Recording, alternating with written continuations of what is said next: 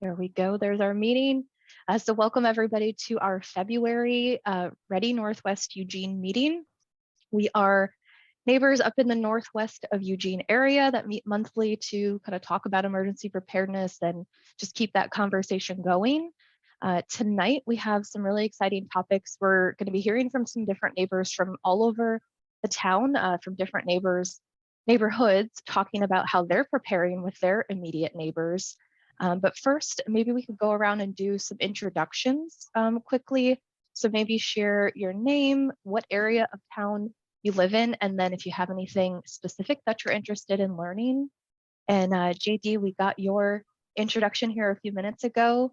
And up first, I see Carly on the list. Carly and Mitchell, you want to kick us off?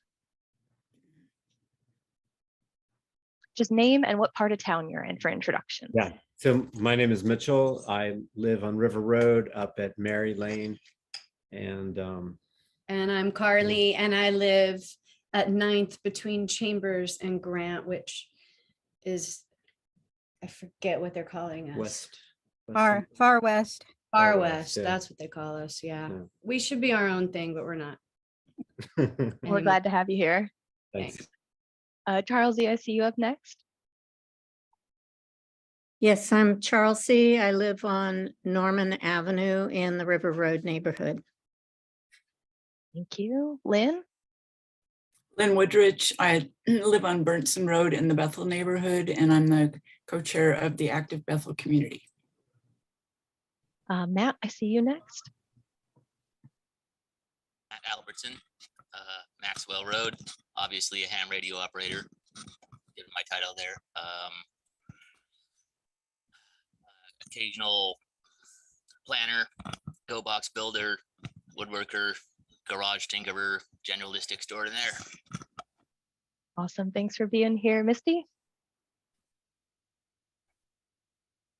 Hello, Misty Frost. I live off of Corliss Lane in the River Road community, and I'm on the board of directors for River Road. Thank you. Thank you. Jan? You're on mute, Jan. Yeah, nice to see everybody. Wow. I'm Jan Spencer and I live in River Road neighborhood. Thank you. Joel? Yes, I'm Joel Joel Robe. I live on Robbie Street in the Santa Clara neighborhood. Megan?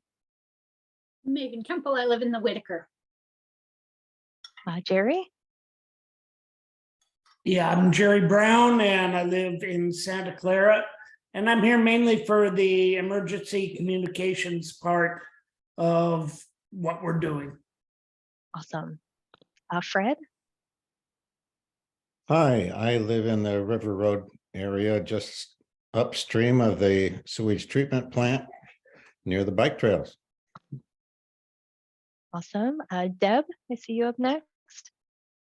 Deb Jones. I live in Friendly neighborhood. I've been on our Ready Friendly team for a while. Thanks for being here tonight. Ed Farron. Ed Farron, and live on Sugar Pine Circle in the Bethel neighborhood. And we're missing a hell of a State of the Union speech. Andrew, I see you up next. Don't worry, YouTube will have coverage of it. Yes. Don't worry. I'm Andrew. I live off River Road near River Road Elementary, and I'm just here for any information that comes my way. Kate? I'm Kate Purley, and that is Karen Lawrence, and we're neighbors on Wendover Street in Santa Clara, and I'm the chair of the Santa Clara Community Organization. Awesome. Craig? Hi, Craig Cherry. I live in the Friendly neighborhood around 22nd and Friendly. I'm also interested in emergency communications stuff.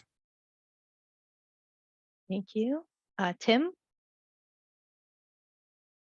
Hi, Tim Ludd. I live at around 25th and Monroe in the Friendly, former board member, and get on the radio on Sundays when possible with the folks. Awesome. Thea? I am Thea Bell, also a Friendly area and on the Friendly board and with Ready Friendly and the radio team. And it's good to see everybody. Oh, I'm here to learn is what works. Awesome. Wendy? Hi, I'm Wendy. I live on Sunnyside off River Road, and yeah, I'm here to listen to some ideas on how to, I have lists of things that I'm supposed to be getting ready, but I don't seem to be able to do it. So I guess I'm looking for motivation. Awesome. I see Catherine up next.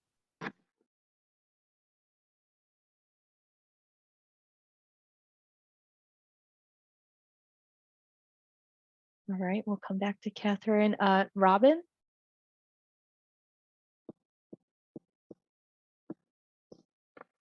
All right, how about John? Oh, Robin, we see you. Here. I was having trouble getting off mute. My name's Robin. I live in the River Road area near Maxwell. Awesome, welcome, Robin. John? Off River Road and between on Park Terrace near the Northwest Expressway. Thank you. Teresa? Hi, I'm Teresa. I live near Barger in the Bethel neighborhood. Thanks for being here. John Q. Hi, John Q. I live on Fox Hollow in Southeast. Right. Janelle? Hi, I'm Janelle. I'm with the Friendly Area Neighborhood Ready Friendly and just wanting to learn some more information. Thanks for being here. Erica? Yeah, I'm in the same boat as you, Wendy. I'm just like, I have lists of what I need to have prepared, but I've gotten some stuff prepared, but yeah, I've kind of been lacking motivation. I think it's just kind of overwhelming. Praying for a disaster. That is definitely true. Catherine, can you hear us? Yes, I can. Catherine Johnson. I'm in the Bethel neighborhood, new to Eugene, and just looking for good information. Awesome, welcome. All right, I think that is everybody that I saw on the list. JD, I see a raised hand. Yeah, I just wanted to, in relation to what Wendy was saying, sometimes it's not motivation that I'm lacking, it's actually budget. So one of the things that I would love to get some answers to is when you're putting your emergency prepared kits together or what have you, how do you do so? Like with right now, my income is Social Security. It's not a lot, it's very appreciated, but it's not a lot. And so getting together the kits on a budget is part of my question. Yeah, great item to talk about. Okay, I am going to post in our chat real quick our email address, which is readynweugene@gmail.com. If anybody wants to get added to our direct email distribution list, you'll get all of our future meeting announcements. We send out maybe 1 to 3 emails a month, which is sharing different events that are happening locally and stuff like that. So feel free to send an email there and we'll get you added to our list. Tonight, our topics are preparing together with our immediate neighbors. So both the City of Eugene, the Lane County Emergency Management Services, and numerous other disaster agencies have told us numerous times that if a major disaster strikes, our immediate neighbors are going to be our first responders. If there is a major overwhelming event that happens, first responders might not be able to get to us. So all of them are recommending that we prepare with our immediate neighbors. And that sentiment applies not only from a big, large emergency, like a major earthquake or huge disaster, a major flood, but also in a little situation. Maybe you fall and break your leg and you can't get to your phone and you just have to yell really loud for your neighbor. Something like that, little scenarios like that we want to keep in mind too. So tonight, our goal is to hear from neighbors around the neighborhood. We have a lot of people here from all over the city of Eugene and Springfield, to talk about what they are doing with their immediate neighbors, what's working for them, what's not working for them. And two of the big programs or methodologies that are out there that we're kind of going to focus on tonight, one of them is the Neighborhood Watch program, and the other one is the Map Your Neighborhood program.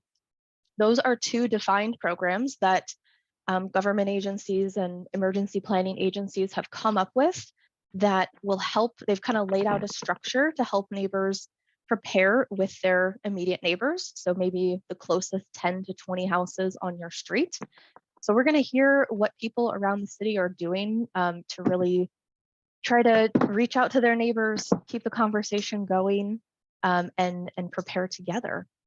So up first tonight, we have Lynn Woodrich, who's going to talk about the Neighborhood Watch program and what's happening over on your neck of the woods. Hey, well, I'm going to share my screen, and I've never shared a PowerPoint recently, so bear with me just in case I goof up. So hang on.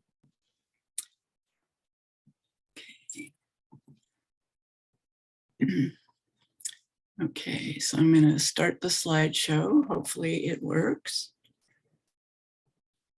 There we go. Okay, so I chose Mr. Rogers as the neighborhood spokesman here. And the why Neighborhood Watch is what I always hand out first to everyone. And for more than 40 years, the Neighborhood Watch programs have been happening. And it's basically to do with crime reduction, increased sense of personal control, responsibility for security, improved community unity and pride, and productive partnerships with the local law enforcement. And it's really easy to get started. It just takes time. You have to figure out what we did was I just did it for our street, and it just goes down the street. And then there's a little, there's actually two corners that you go around. So it's just, you know, being able to see what's going on your street, and it's a visual kind of thing. There's somebody eating potato chips in the background there. What's going on there? Okay. So anyway, I'm just gonna keep going here. My first, it says something about enabling closed captioning. Can you see that too, or just me? We cannot, we just see your presentation. So it looks Okay, good over good. here. You can Okay, X that out if you want. Oh, good. Thank you so much. See, I knew I'd get some help. Okay. So setting up the first meeting, I just went door to door to all on one side, and then I got my neighbor across the street to do her side of the street. And so we became co-captains. And then we invited Margaret Mazzata, who's our crime prevention specialist for our area, to come to our first meeting. And I just happened to live right across the street from a church, and they're happy to have us there. So if you have a church in your neighborhood, contact them. It's real easy to meet. They have large sanctuary, and or a community center usually costs money, but the churches are usually free. And this was in 2018 when I set it up. So so things changed a little bit with COVID, but it worked real well. Then I made a big sheet with all the addresses on it, and then went door to door. I went door to door on my side, she went on her side, and we filled in all of the names and phone numbers and email addresses on our form. And this is what it looked like. I'm just making sure that you guys don't see everyone, all my neighbors' information, because that would not be private. Anyway, so just a minute. So anyway, we made the address list, we got it complete, and then we had another meeting and we handed out the contact sheets to everyone. So everyone in the neighborhood and everyone that couldn't come, we made sure that they still got a contact sheet. So everyone had everyone's phone number, email address, and we've been able to now contact everyone on our street whenever we saw something strange going on. And then in order to get it started, you have to have the signs on either end of the road. And we have a bike path on the end of our road. So we put a double-sided sign. So we had 3 signs to buy, which made it really good. And we had people, we just did $10 a home, but depending on how many homes you have, I have another slide here that shows about the cost of things, but it's about $60 per sign. But we did $10 a home, and everyone was happy to contribute that. And then we had the posts and the bolts for the sign and the concrete. And so, you know, it all costs. And then I have in here about the radar program, which isn't being done anymore, didn't work. But anyway, we decided to do a Facebook page. And so I set it all up, and then I invited everyone with their email addresses. And so we all had contact with each other. And this is how I put together the invitations. I just put it 4 up on a 8.5 by 11 sheet, trimmed them out, and then we just handed them out. And this is what it looks like, where we send it to the city and show them the location of where we want to put our signs. And the second one shows you that we had it in the public area instead of on the, or we had it in the city area, and they didn't allow that. So we had to move it over into the area that was next to the speed sign because they don't allow that. So you have to have it in somebody's yard, and that works great. And then we determined the cost per home, like we just talked about.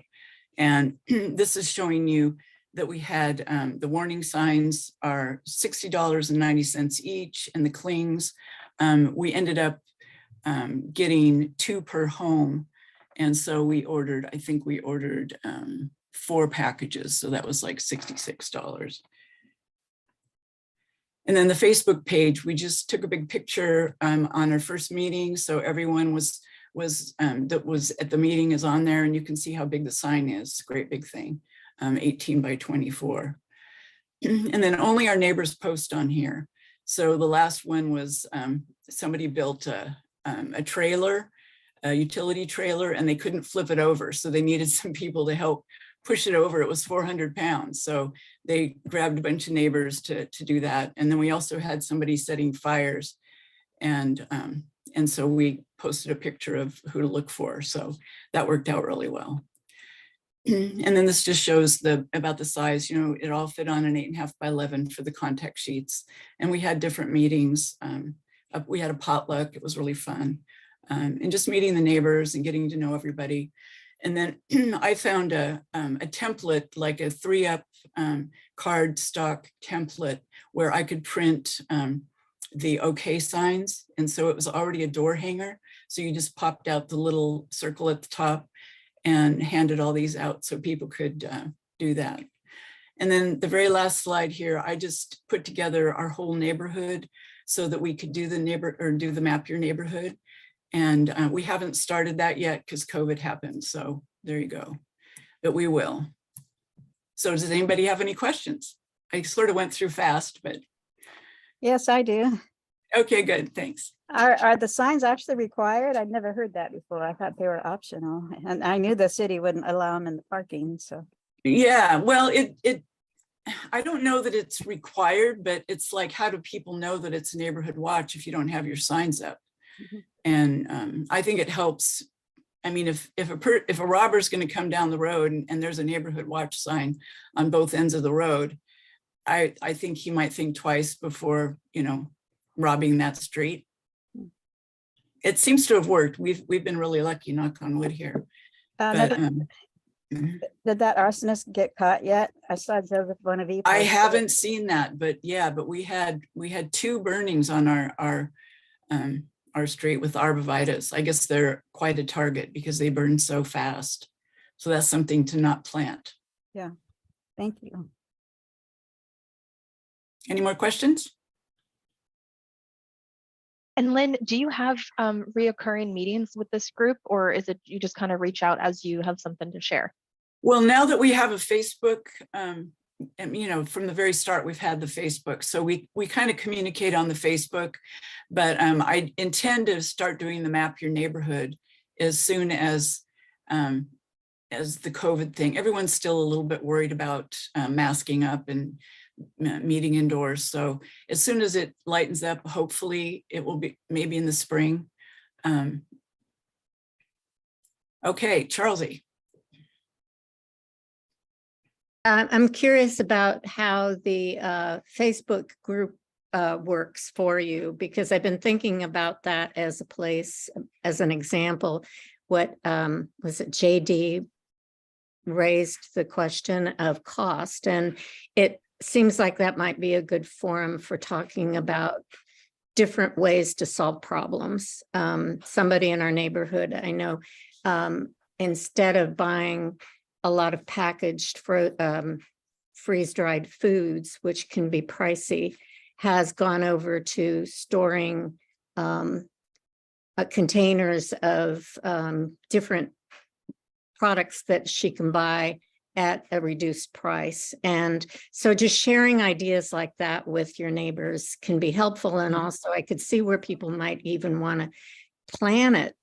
There's been some suggestion on our street that people's gardens, maybe we would like to not all have strawberries, you know, so that there would be some variety and choice. And oh yeah, it works really well. Yeah, I would recommend it. It's really easy to set up, and then you just put the addresses in, and it invites the neighbors, you know. And then if some new person moves in that you don't know, they'll, you know, ask to you know, be a part of it, and you have to figure out if they actually are a neighbor or not. But you can only let them in if they're a neighbor. That's how I do it. I mean, it, you know, so a relative or whatever doesn't work. You can't, you know, you have to actually be a neighbor. Right. Yeah. There are quite a few Neighborhood Watch Facebook group posts or groups around, and so they all work differently. Not all of them are quite as private. I actually joined a couple in this area, and I don't live there. So, you know, if you do join, beware that, you know, read their rules and find out how they do it first. But to start one up, I think it's a great idea. And I had my hand up for another reason. I wanted to ask what kind of ID, or if you wore any ID when you knocked on doors, and how. What was your door opener speech? Well, I just introduced myself and let them know which house I lived at. And, you know, I mean, I talk to people all the time. So, I mean, I'm not at all shy. So, I mean, if you're shy, maybe that's a problem. But I just went around door to door, and so did my neighbor across the street. She's not shy either. So, so we just headed down our side of the street, and we knew several of our neighbors already, but I met all of them, and it was just really fun to have conversations with them and have them feel like they can contact me for any reason, which don't really bother me. I mean, I never have had anyone bother me, but I've always had people help me, you know, when people bring cookies at Christmas. And I mean, it's, you know, it's all kinds of nice things that happen. They'll, you know, put flowers on the doorstep. And I mean, it's a really nice neighborhood. And I think it becomes nice when you put yourself out there and want to get to know people. I guess I'm the Mr. Rogers of my neighborhood.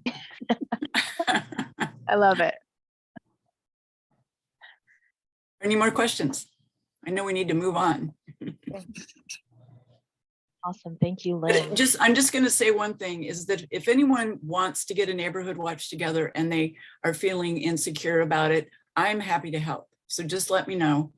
And I'll put my email address in the chat, and just let me know.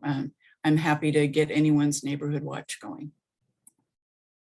Thank you, Lynn. That's a very nice offer. All right. So two things that stood out that I wanted to share before we move on to Megan and Deb, who are going to speak with us tonight. One of them is the goal of these programs is to get organized with your neighbors. But I know organization and such a formal program can be kind of a deterrent for some people to go to that level, to you know, have paperwork printed out and have documentation and stuff about it. So we want everybody to take away what works for them.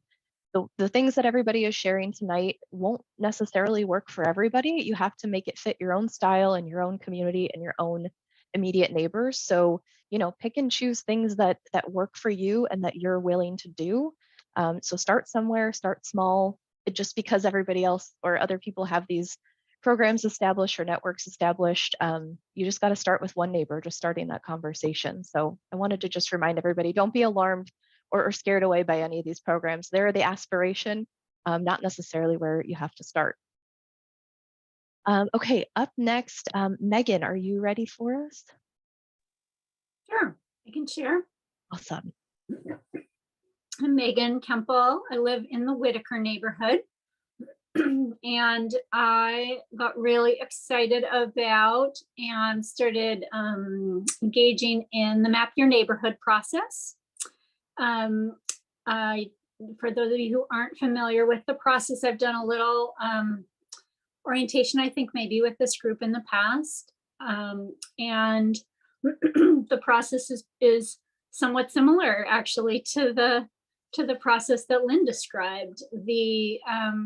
But it's focused on emergency preparedness specifically. And it involves gathering together with your neighbors with a resource, a toolkit, a workbook basically, that you complete together as a group, where you review, I believe there are 9 steps that we should take as neighbors in the case of disaster. And the first few have to do with taking care of yourself, checking to make sure things are, your family's safe and such. And then going outwardly to your neighbors and checking on your neighbors. There's a neighborhood meeting spot and a neighborhood care center where people can go if they've been injured. And there's a process for walking house to house to check on neighbors to make sure they're okay, and a process for determining whether people are okay or not. One of the most useful tools in the workbook, in my experience, is the page that lists all of the people in the neighborhood, what house they live in, what their names are, what their phone numbers are, maybe what their email addresses are if you want to, and what skills and equipment they have that they are willing to make available to others. And that could be a chainsaw, it could be a skill like crisis management or childcare or medical support, nursing, for example.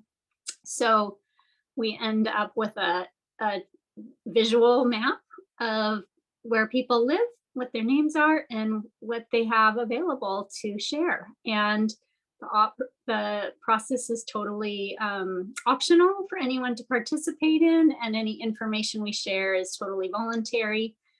And I found the process, in terms of what worked, I found the process of getting to know my own neighbors that way, similarly to Lynn, extremely valuable. In fact, somewhat life-changing for me in terms of how I feel on my street. We are already a very well-connected street, and that was true for Lynn. So that's one thing I want to note.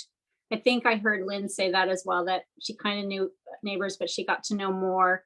We're a pretty well-connected street already. And so I don't want to extrapolate that my experience could work for a neighborhood where people aren't as, maybe houses aren't as close together, or people aren't as open to connecting. But my neighbors really were, and that was what worked for us, was that I have everyone who participated, which was more than half of my 2 blocks, or 1 block both sides. I live on Cedar Street, which is a little 1 block long street over by First and Adams in the Whitaker, by the Tall Tree Park at Sledden Park.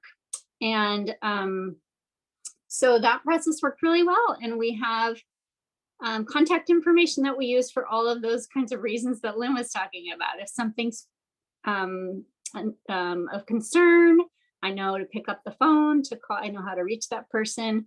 And I used my resources after COVID, which I would consider a crisis situation, where I felt comfortable and empowered to check on neighbors to make sure they had food, for example, because some people weren't going out, people weren't able to work, some people weren't able to work. So just checking on neighbors a little bit that way. So that was valuable. And then I found it so valuable that I wanted to offer the training to neighbors in the Whitaker. And I did a whole bunch of outreach on Facebook and email and got a list of people interested in disaster preparedness in the Whitaker and did a bunch of outreach and did trainings for neighbors to help them go through the same process on their streets.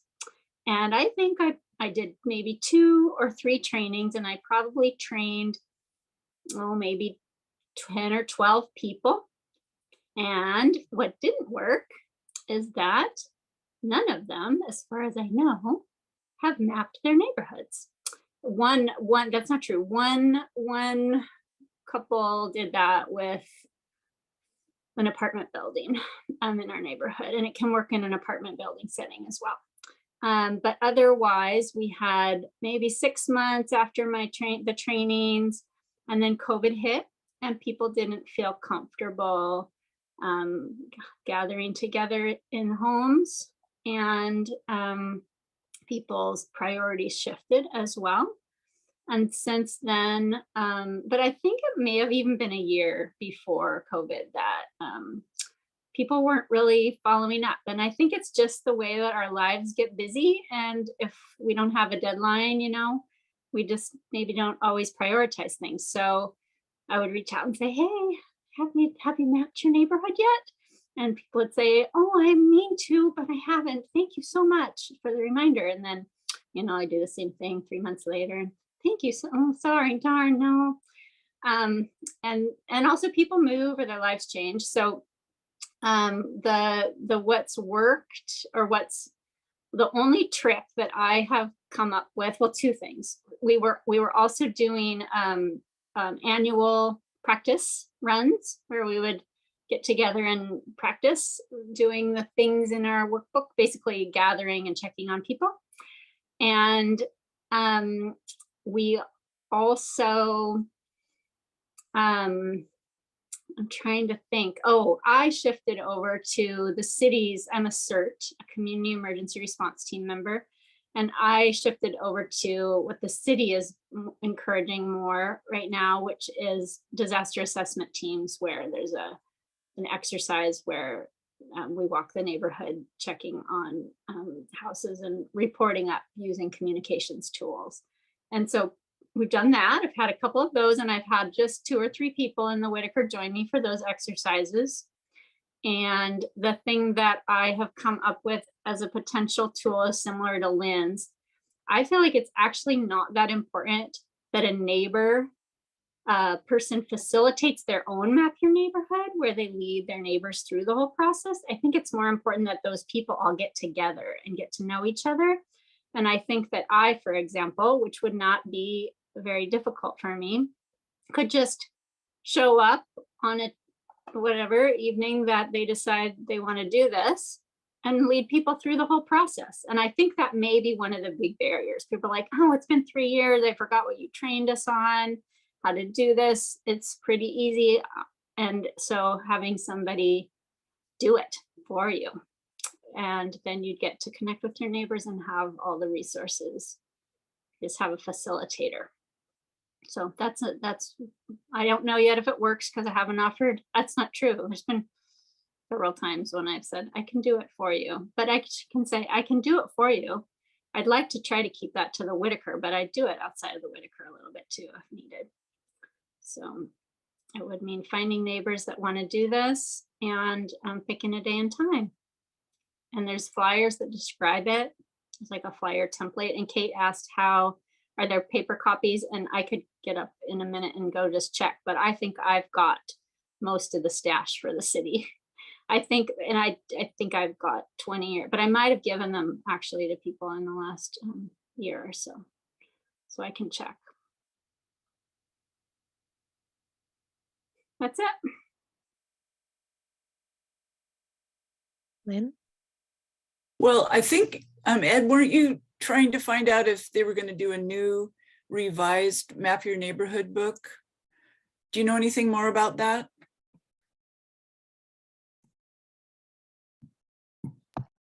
No, yeah, I just looked, just before this meeting, I went on the state emergency management website and looked for a new Map Your Neighborhood book, and there's not one. It may be, it looks, yeah, unless they might have just changed the text a little bit in the old one, but there's not like a new complete revision that I could find. So anyway, it should have been out last fall. So I think maybe it just didn't happen. They have some nice coloring comic books about different disasters, tsunamis and earthquakes and stuff. But anyway, no Map Your Neighborhood. Nice. That's showing examples. Jerry, I see your hand. Yeah, I just wanted to tell everybody that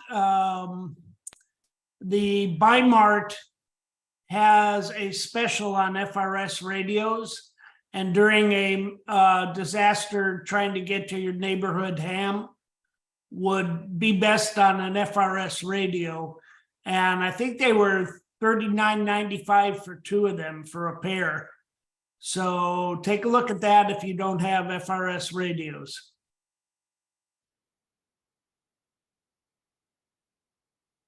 And the radios, so Megan, the disaster assessment teams or damage assessment teams that the program that the city is kind of rolling out, they're starting with those FRS radios, right? That's kind of one of the basics. So people are going to search their street and then communicate with the radios. Yep. And there was a question in the chat from Robin. Thanks, Matt. What does it mean to map your neighborhood? Robin, that's just the process that I described, where neighbors get together and they go through a workbook together, which includes 9 steps that neighbors should do first, taking care of themselves and then getting out, maybe turning off natural gas if they have it, and then getting out a little further to check on their neighbors. And that it includes guidance for checking on your neighbors, and it includes doing that inventory that I described, where we identify, get contact information for our neighbors, as well as the skills and resources or tools that they have available that they're willing to share with others.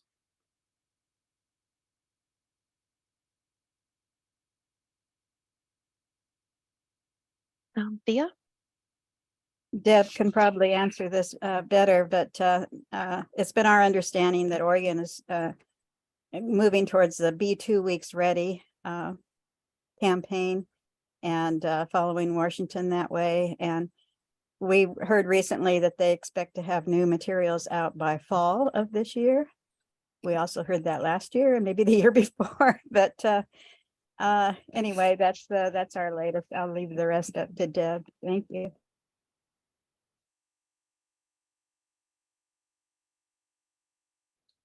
There were some questions in the chat too. What type of radio is that? So Lynn was holding up an FRS radio, and that's what Jerry was mentioning was on sale at Bi-Mart as well. But that's anybody can access that. You don't have to have a license for FRS radios.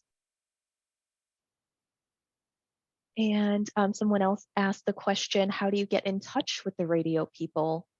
So I don't think there's an established network of FRS radio users. I know the city is working on identifying a network of our ham radio and GMRS operators. Thank you, Jerry. We have the eugenemcom.org website that outlines that radio communications plan. But I don't think there's like a documented network of people who have FRS radios. So I think the goal is to be talking to your neighbors to find out if they have them, encouraging them to get them, try to talk to people in the larger area. I think eventually the goal is to reach out and establish a network so that you can talk, pass the messages up to the ham radio users. And I'm sure Thea and Jerry can explain that a little better. Okay, you also, somebody said something about radios on Saturdays or Sundays or something. What was that? Friendly neighborhood thing. Thea can probably fill you in. Yeah, Thea? We might need a different topic for that, but Friendly followed Southeast Neighbors model of having radio practices on second Sundays at 6 or 7 p.m. And so once a month, we have a monthly radio team exercise where we check in and do different things. But ours, I was trying to type into chat that each neighborhood or area starts their own little team. It just grows organically right now. And you just get 2 people, 3 people together like we did in Friendly and just start finding others and then figuring out how you want to network and how you want to practice. And it can be a lot of fun. And I have a comment here. Yeah, go ahead, Jerry. So if you go to eugenemcom.net and you download their document, there is a well-defined protocol about who to call on what channels from your neighborhood. So for each neighborhood, it goes to from the local people through FRS. They then talk to the neighborhood ham operator, who talks to the district ham operator, who talks to the Eugene Operations Center. So that is the proper, there is a well-defined protocol is what I'm saying. Thank you, Jerry. Okay, doing a quick time check. I want to make sure we get to talk to Deb, who's with us here tonight from the Friendly area. And then at the end, we can come back with any questions that are left over. Deb, are you ready for us? Yeah, can you hear me? Yes. Great. So thanks, Megan, for giving an overview of Map Your Neighborhood. And I related completely with every single thing you said regarding what works and what doesn't work.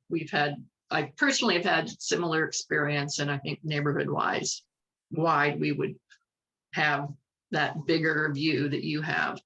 So let's see, I've been in Friendly for about 10 years, and I served on the Neighborhood Association board for 7.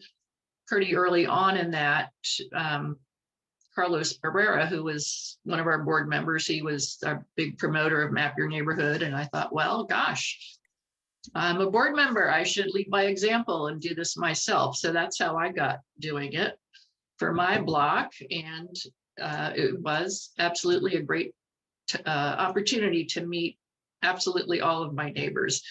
And social events are very popular on our block as far as providing an opportunity for people to come together. What I've seen over the years, being on my block now, that just having that bigger connection with neighbors is a chance for us to build our knowledge on emergency preparedness, even if it's at a very informal level. I'll hear neighbors talking about their battery backups and maybe some food stashes that they have. And after we had that big ice storm, what was that, 5 years ago or so now, a lot of people on our block lost power, and my husband and I hosted a power back on party at our house after everybody's power was on. And I'm thinking this is just social relief. Let's all decompress a little from a difficult week. But then one of our neighbors said, well, hey, are we gonna debrief? And are we gonna talk about how we all did together so that we can keep doing better when these things happen? So that was very reassuring to me, just to hear that, or realize that people were into it, into the togetherness. We're all neighbors together, helping each other out through these tough times. Other things that work in my group, absolutely, the more effort you put into it, the more you get out of it. These groups don't just form spontaneously. You got to keep up on it. And I have found that almost everybody in my group wants to stay in the loop of information, even if they never come to events and make it clear that they don't want to. They just keep track by email. We're just talking out on the street. As far as what doesn't work in my own group, sometimes just keeping up with new neighbors can take effort, or it's an easy way for me to be lazy. Like, oh, I have to walk up the hill there and meet those new folks. Also, I'm in a part of town with older, smaller homes, and if we want to meet inside, there are only a couple of options where somebody's inside room would be big enough for us to gather. And really, I have no idea who keeps track of our contact list that I distribute. I'm sure some people do, but a frequent request I get from a neighbor is, oh, can you resend that list to me? I've lost it. But at least I know they're thinking about it. So that's me on my own group, my own block. And then as far as the whole neighbor-wide effort goes, about 5 years ago, our board got an influx of energetic new board members, and they came up with a plan of how to ramp up Map Your Neighborhood across the whole designated area of Friendly. And we have a population of around 7,000 people, 3,600 street addresses. And that plan started off with divvying up the whole neighborhood into 10 zones. And then the goal became, let's get 10 groups formed in each zone. So we would have an initial goal of making 100 Map Your Neighborhood groups.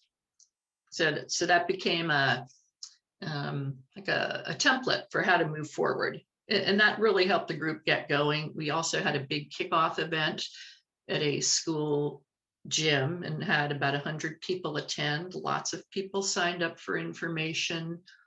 Few people did Map Your Neighborhood groups, but it was still a great opportunity for just getting people more aware of the risks and some of the resources out there. We found that what works is just a lot of repetition about what Map Your Neighborhood is. We have a lot of info on our website. We've created maps. Some people, such as myself, are very drawn to maps and those kinds of visuals. And that often brings people over for conversation. As far as what hasn't worked is even, and this really mirrors what Megan was saying, that the whole Map Your Neighborhood program is designed to be really beautifully designed to be do-it-yourself. Here's the workbook, go for it. Self-explanatory, follow the directions. But I found that most people really want a lot of talking, maybe multiple conversations. Let me think about it. Why don't you come and lead it for me? And you certainly get more participation if you can just send someone to lead somebody's group for them. But I would say for the vast majority of people, it is not do it yourself, as in here's the booklet, run with it. It's easy to get the low-hanging fruit of people who would do something like this regardless, but I'd say most people need quite a bit of talking.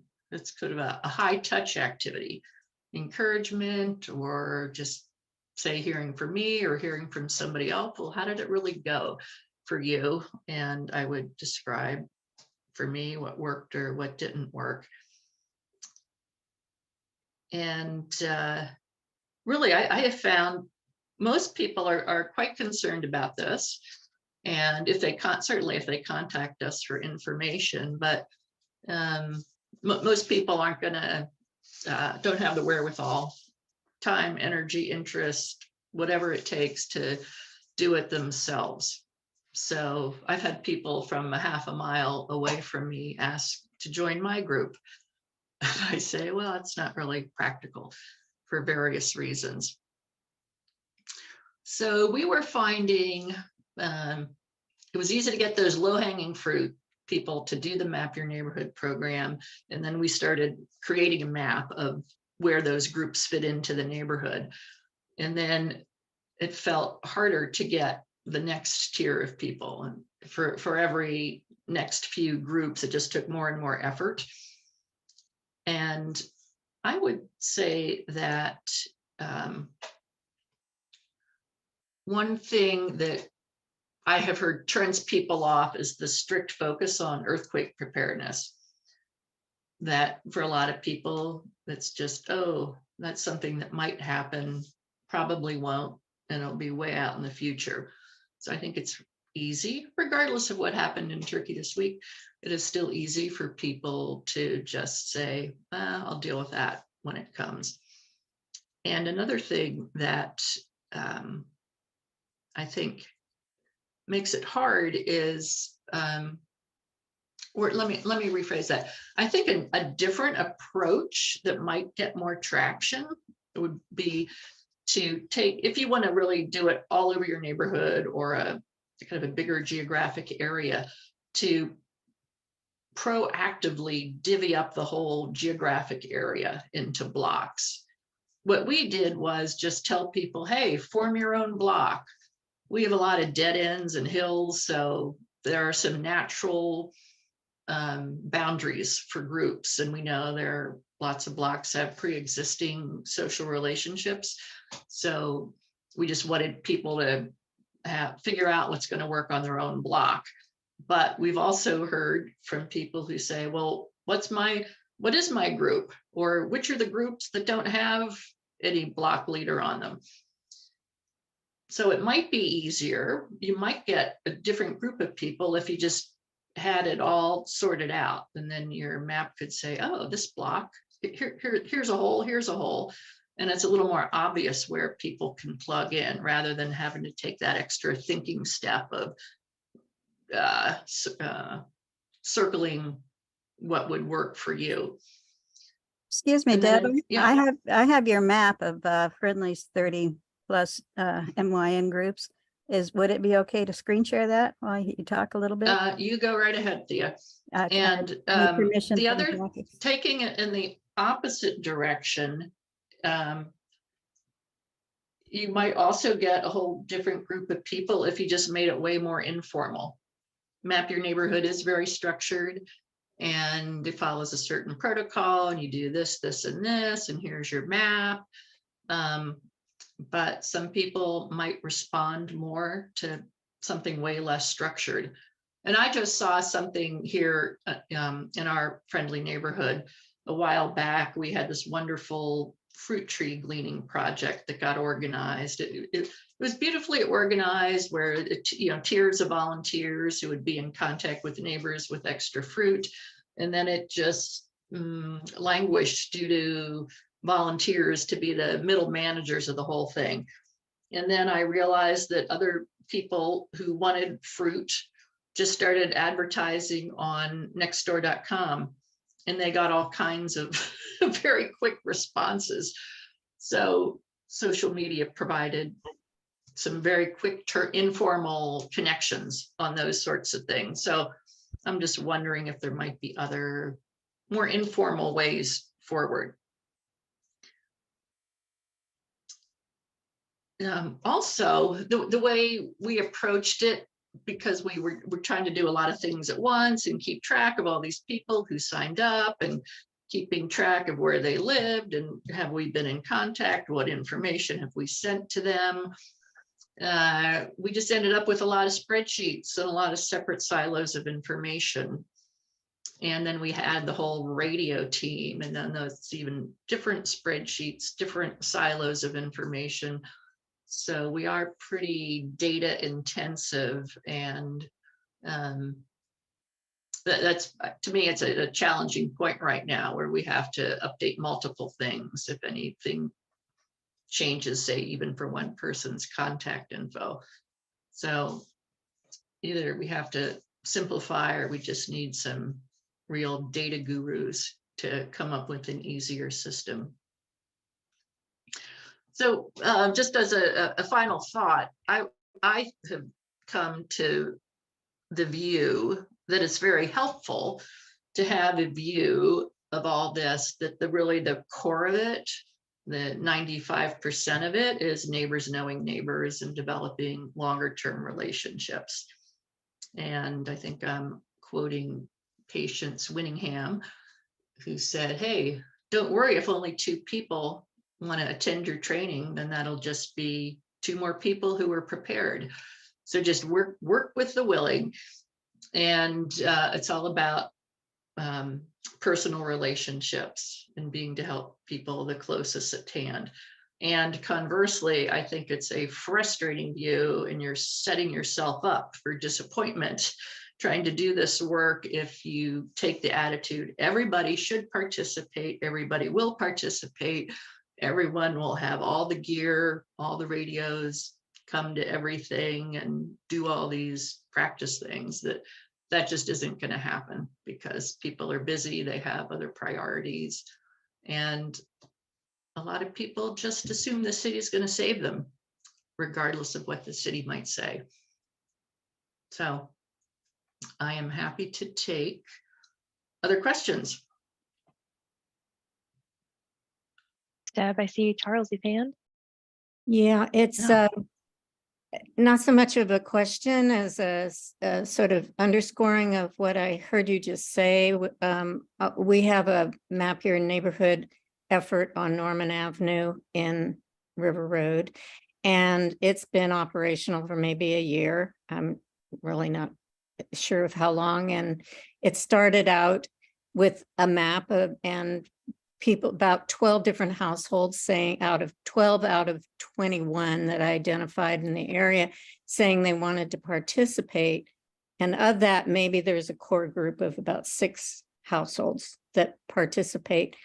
And I loved your statement about work with the willing, because in fact, informally, there's a lot more talking that goes on than when we have meetings. And I see over time that interest has grown and that people informally are sharing information. The structure of the Map Your Neighborhood program is a bit too rigid for the nature of that street all the time, but it was helpful in the very beginning.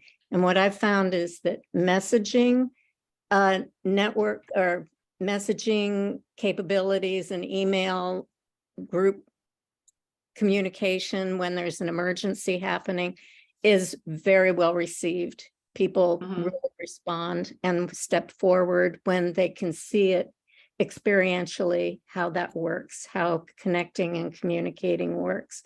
And pretty soon, I think we will start having an FRS experiment in our area when the weather is better. And it will grow, but it will grow according to what the nature of my street wants, not a prescribed program.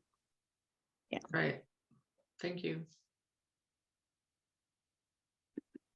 Thea, I see you up next. Yeah, thank you. Deb has been far too modest. She has been our Map Your Neighborhood guru and master nudger for at least 4 years, I think. We also had 2 other people that have since moved away or left the group and who were very active in doing a lot of help and assistance. Several things that we did were holding meetings in person. Our emergency prep team met in person in the old days at Washington Park, and we would have all the materials there, and we would invite people to come down and get their materials and have questions signed or talk, as while other things were going on in that same meeting. And that seemed useful. They knew that where they could get them easily. And then Deb has supported and participated in, we had monthly, I called them Sunday summits of Map Your Neighborhood group leaders on Zoom after COVID started to get together and touch base and report in and how are things going and get ideas and share ideas. And we started out like with, I think, 33 or more. And then by June, when the weather got better, it got down to like 17. So we kind of stopped that over the summer. And we've been talking about getting that going again, or just reviving it, or meeting in person actually at Washington Park again. But I think, and we also had a Google groups we started for Map Your Neighborhood leaders. But I think we may have been expecting too much from the group leaders. I tried to expand that Google group email forum to anybody, and also to encourage co-leaders. We have several groups. We found co-leaders has been helpful. Where it doesn't all fall on one person. Like Lynn said, you can go on both sides of the street to hand out your flyers and that.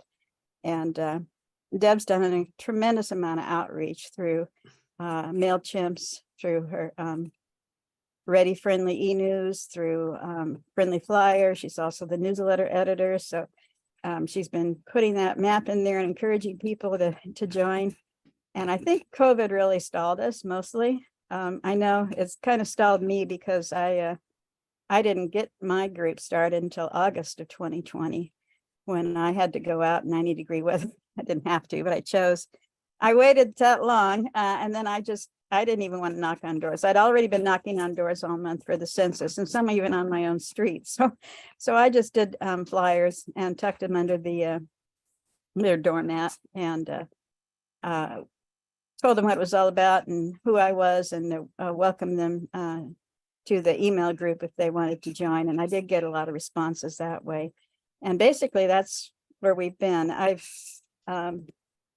We've had people move in and out of our neighborhood, and I became mobility challenged. We're walking up steps and even going up and down the street was a challenge. So I'm a digital warrior. That's my preference for how to reach people, if you hadn't noticed. And I was hoping that we would start a next door neighborhood watch or map your neighborhood little group. You can do that privately on Nextdoor because a lot of people don't like Facebook. So I thought that might be an alternative. I had noticed a lot of there's supposed to be like 37 people, 3,700 individuals in the Friendly area that are on Nextdoor. Whether they check it very often or not, I don't know. But that seems to me a really good way to reach people. And it's been a good outreach for us and Friendly for other things as well. So I just wanted to give a big shout out and thanks to Deb.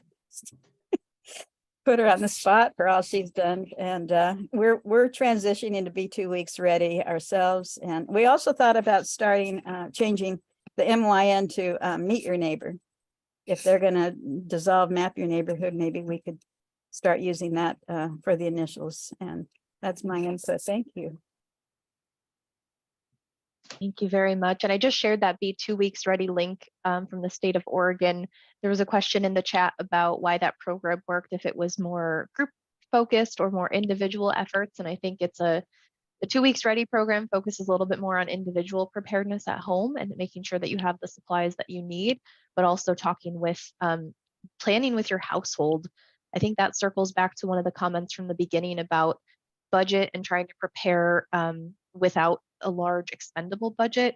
Talking to your neighbors and talking to your household about a plan is a free thing that you can do. So kids practice stuff in school, they practice fire drills, they practice how to evacuate, but how often do we practice those things at home and talk about them at home? So just talking to your family, talking to your neighbors is a low cost way to prepare as well. I see we're a couple of minutes over time for tonight, so I'm going to wrap us up here for tonight. But if anybody wants to be added or have more questions or more discussion, feel free to reach out at readynweugene@gmail.com.